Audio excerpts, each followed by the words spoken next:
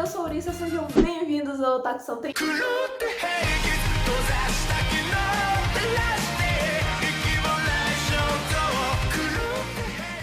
E hoje nós vamos falar deles, o tipo de personagem que eu mais detesto. Personagens principais, protagonistas overpower. Eu detesto. Vocês sempre vêm eu reclamando desse tipo de personagem, porque se ele não for muito trabalhado, ou se a obra não for leve ou cômica, ele normalmente estraga. Então se você tem um anime sério com um protagonista overpower, ele normalmente perde muito do que seria a emoção, porque você não vai sentir risco, não vai sentir nada assim. Então eu normalmente reclamo de protagonistas overpowers, apesar de ter um que eu particularmente gosto bem ali na estante, né? Vocês já repararam ali. Mas eu tenho personagens que eu gosto do overpower, mas na sua maioria eu não gosto. Então, alguns desses personagens na lista, na verdade a maioria deles eu gosto. Eu meio que selecionei alguns deles que eu gosto, mas temos alguns que eu fico assim, não, obrigada. Então vamos para a lista, se eles vão ser um pouquinho assim, né? A primeira pessoa foi do anime bem recente, que é do Kuma Bear.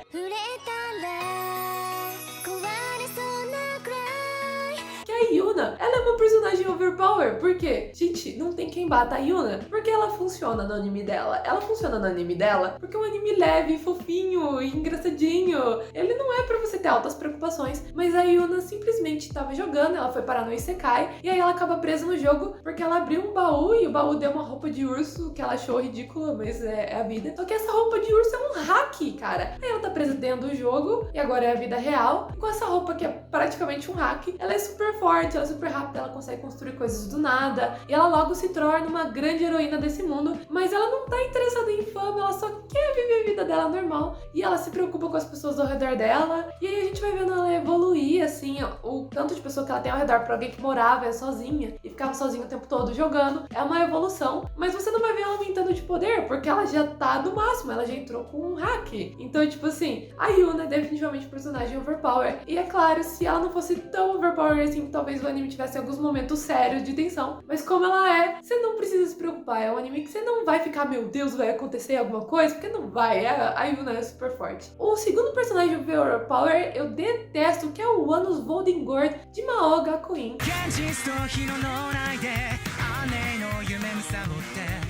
Eu reclamei até de Mahoga Queen por ser um anime que foi super rushado. Eu achei que a história foi cuspida. E aí, piorar, tínhamos Anos. Anos com esse nome que ficou horrível em português, né? Porque anos. Mas Anos com o, tá? Não com o.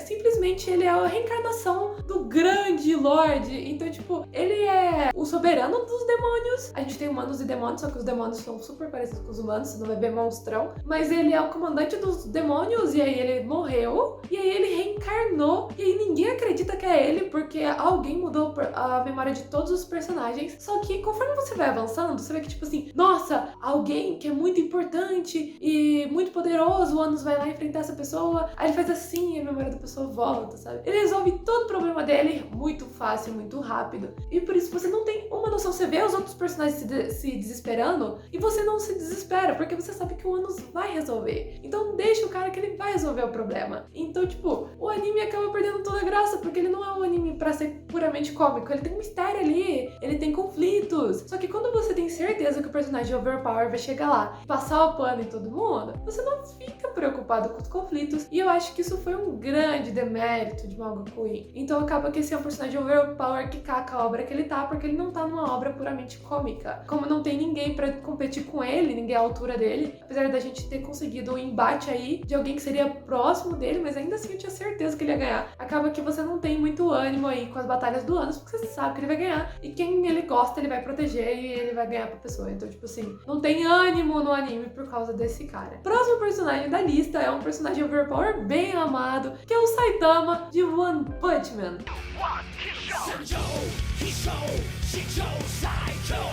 Cara, One Punch Man é um anime pra não ser...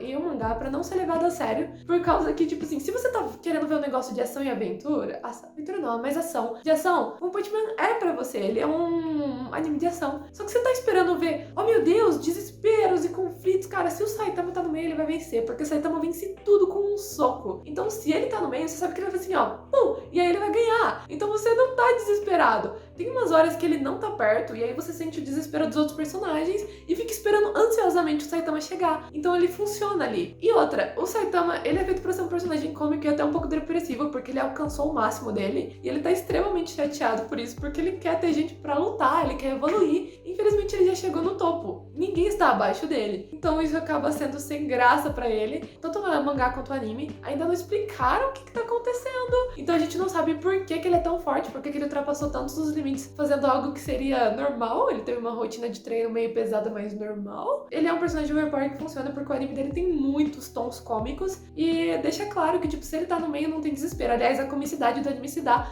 porque o monstro vai, gigante, eu sou demais, ele já arrebentou todo mundo. Aí ele chega no Saitama e aí você pensa, lá vai o Saitama, puk, e aí o monstro destrói. Então, tipo assim, essa é a comicidade do anime e ele consegue ser interessante mesmo assim. Então ele é um exemplo de personagem overpower que funciona bem no universo dele. Então estamos aí com a citação do Saitama. Próximo personagem, eu não tinha me tocado que ele poderia ser considerado overpower, até fuçar muito, porque eu não tenho muitos personagens overpower, estilo Anos, por exemplo, porque eu não gosto. Normalmente eu pego personagens overpowers em animes que são de comédia, porque é mais divertido. Aqui ele não funciona bem, na minha opinião. Aqui ele funciona, então eu gosto de personagem overpower se for pra zoar com isso. Senão, pra mim não dá muito bom, então eu não tenho muitos exemplos de protagonistas como Anos, mas temos aí o Koro Sensei de Ansatsu Kyojutsu.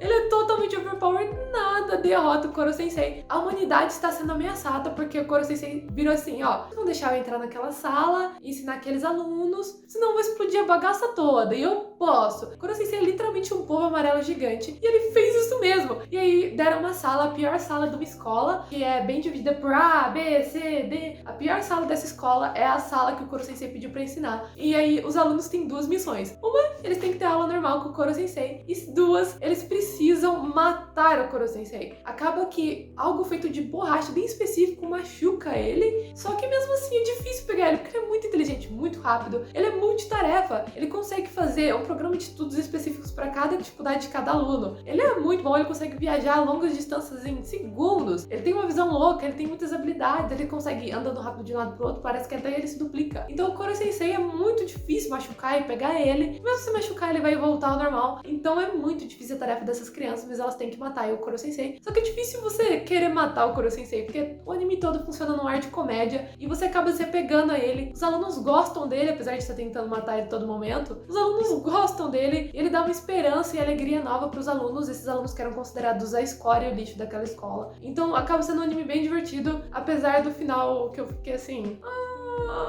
não foi... cara, eu fiquei triste. É um anime que foi bem divertido e o personagem sendo super fortão e dificilmente machucado funcionou bem, porque era engraçado e o foco era ele com as crianças e as crianças se desenvolvendo e o laço que formava entre eles. O próximo personagem, ele não pode ser considerado um overpower, mas eu vou citar ele aqui porque ele vai chegar lá, tá? Ele vai chegar lá. Uma questão de tempo pra Bel Cranel de Danmachi, Dungeon Ideai.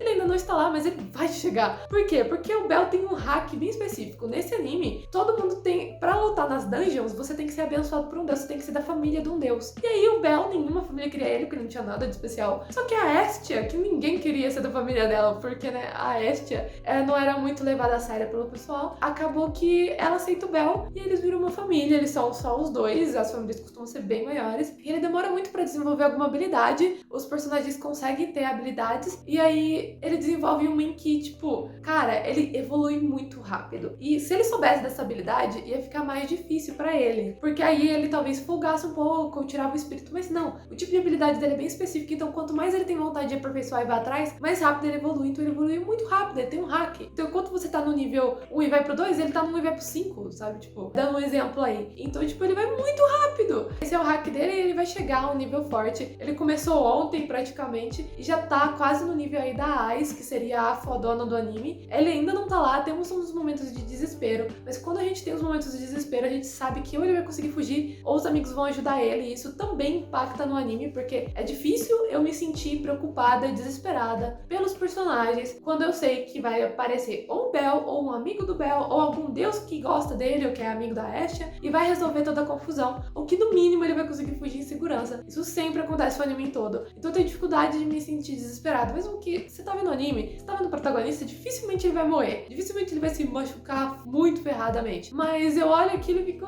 sabe, eu tenho dificuldade de navegar pelos momentos de desespero que Damati entrega pra gente. Eles tentam entregar, mas eu tenho dificuldade com isso. Por isso que ele me lembra um pouco o estilo de protagonista que o Anos é. Mas o que mais me ferra é que ele tá quase no nível da Ais. E aí ele tava ali, começou ontem. E aí a Ais tava uau, muito uau. E aí daqui a pouco ele já deu um embate com ela. Ele obviamente não levou a melhor, mas ele não se estrupiou também. Então é uma questão de tempo. Eu acho que no caso, com mais duas temporadas, ele chega no nível dela. A gente viu na última temporada um embate muito bom. Foi a única vez no anime todo, eu acho que esse anime tem 3 ou 4 temporadas, que eu me senti preocupada, que eu me senti desesperada, que eu me senti agitada, que foi o embate dele contra o Minotauro. A tendência é que ele treine até superar a Ais e o Minotauro. E aí ele vai virar o overpower ali, porque ninguém vai bater com ele, só se ele resolver começar uma guerra com os deuses. Então ele tá aqui, ó, de virar o tipo de personagem que quando é aqui. Só que a diferença do Bell é que ele tem desenvolvimento. Ele cresce, ele aprende, e a gente não tá falando só de força física, porque isso ele tem o hack dele, então eu não levo muito em conta. Mas a personalidade dele, a família dele evolui, que é a família da Astia, não é tipo pai, mãe, filho, não. É a família da Astia, que seriam os colegas dele, e ele vai amadurecendo conforme ele tem que enfrentar dificuldades. Então aqui a gente tem um desenvolvimento dele, mas ele tá lá, cara, ele vai chegar a ser um overpower, eu vou ficar aguardando o Bell virar overpower. E essa foi a nossa lista dos personagens overpower com um pequeno trapaça, porque o Bell não é overpower, mas ele vai chegar lá, confiem nele. Então essa foi a nossa lista de personagens overpower. Espero que vocês tenham gostado, e com certeza faltou trocentos personagens overpower aqui. Então deixa aí nos comentários e aproveite que você está descendo pra conversar, e não esqueça de deixar seu like, se inscrever no canal. Na nossa descrição tem as nossas demais redes sociais para mais conteúdo otaku, e